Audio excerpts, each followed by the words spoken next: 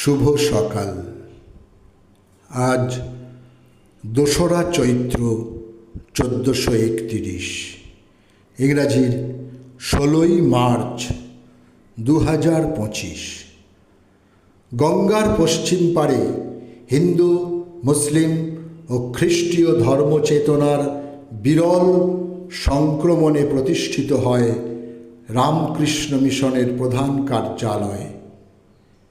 16ই March 1935 এটি প্রতিষ্ঠিত হয় হাওড়ার বেলুড়ে।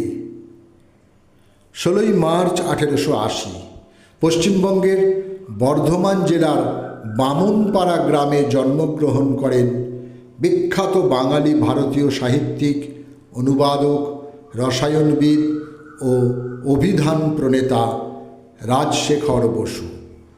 পরশুরাম ছদ্মনামে তাঁর ব্যঙ্গকৌতুক ও বিদ্রুপাত্মক কথা সাহিত্যের জন্য তিনি আজও প্রসিদ্ধ।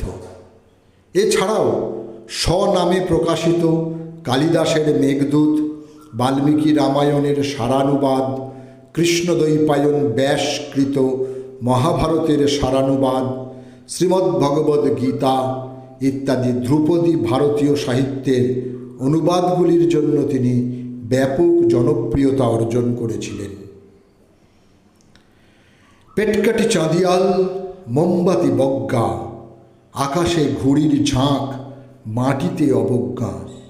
বয়স 12 কি 13, রিক্সা চালাচ্ছে, আকাশে ঘুড়ির ঝাঁক, ছেলেটাকে ডাকছে।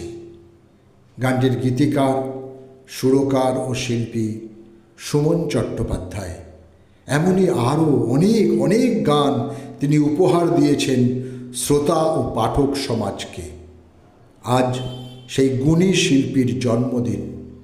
সময়টা 1950। বিপিন রাওয়াত ছিলেন ভারতীয় সিডিএস সামরিক বাহিনীর প্রথম প্রতিরক্ষা প্রধান ও 26তম ভারতীয় সেনা প্রধান। 16ই মার্চ 1958 উত্তরাখণ্ডের পৌরি গাড়োয়াল জেলায় তিনি জন্মগ্রহণ করেছিলেন। সকলকেই আমার আনত প্রণাম।